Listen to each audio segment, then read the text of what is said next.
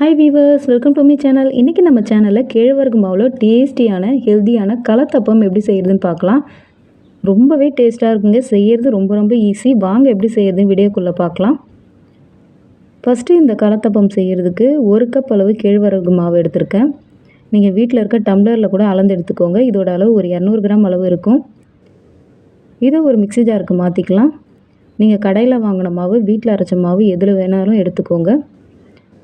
அதே கப்பில் 1/2 கப் அளவு தேங்காய் துருவல் சேர்த்துக்கோங்க. ஒரு 1/2 கப் அளவு தண்ணி சேர்த்துட்டு இதை ஒரு முறை நல்லா கலந்துக்கோங்க.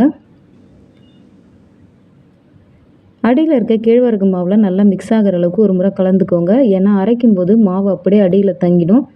அதனால் இது போல் நல்லா கலந்துட்டு ஒரு முறை அரைச்சி எடுத்துக்கலாம்.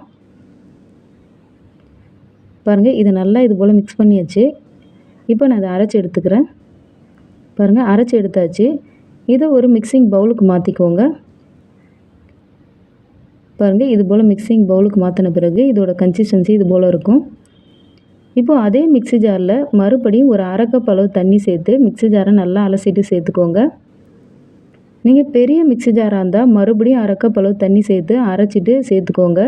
நான் சின்ன மிக்ஸி ஜாருன்றதுனால இதை வேறு பவுலுக்கு மாற்றிட்டு நான் தண்ணி சேர்த்து அலசி சேர்த்துக்கிறேன்.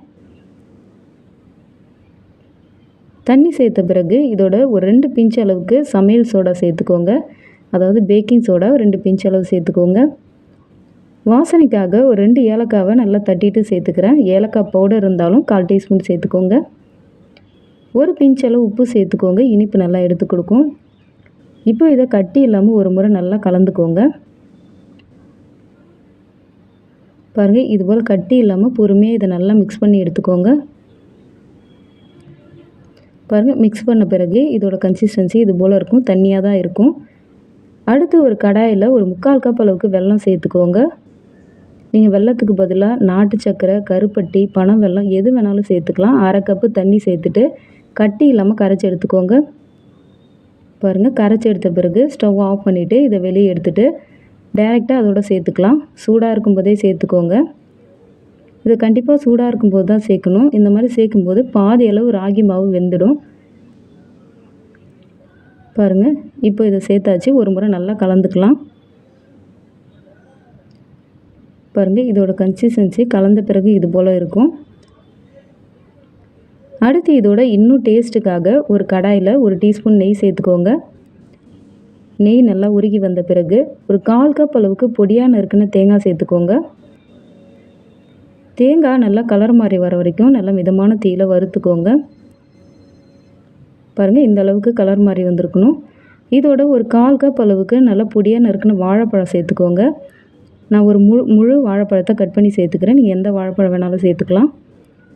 இதையும் சுருங்கி வர அளவுக்கு மிதமான தீயில வறுத்துக்கோங்க. இதோட 1 டீஸ்பூன் நான் வெள்ளை எள்ளு சேர்த்துக்கிறேன். வெள்ளை எள்ளுக்கு பதிலாக கருப்பு எள்ளு கூட சேர்த்துக்கலாம். இதோடவே 1 டீஸ்பூன் சர்க்கரை கூட சேர்த்துக்கலாம். அது இன்னுமே டேஸ்ட்டாக இருக்கும். நான் சர்க்கரை எதுவும் சேர்க்கலை. ஒரு 2 நிமிஷம் மட்டும் இதை வறுத்து எடுத்துகிட்டு ஸ்டவ் ஆஃப் பண்ணிவிட்டு இதை ஒரு பிளேட்டுக்கு மாற்றிக்கோங்க. பாருங்கள், வாழைப்பழம்லாம் நல்லா சுருங்கி வந்திருக்கு. தேங்காயும் நல்லா வறுபட்ட பிறகு பிளேட்டுக்கு மாற்றிக்கலாம். இப்போ வறுத்து எடுத்து இந்த வாழைப்பழத்தையும் தேங்காயும் பாதி அளவு இதோட சேர்த்துட்டு ஒரு முறை நல்லா கலந்துக்கோங்க. கண்டிப்பாக இந்த ஸ்டெப்பை மறக்காமல் சேர்த்துக்கோங்க. இந்த வாழைப்பழமும் இந்த தேங்காயும் சாப்பிடும்போது அவ்வளோ டேஸ்ட்டாக இருக்கும்.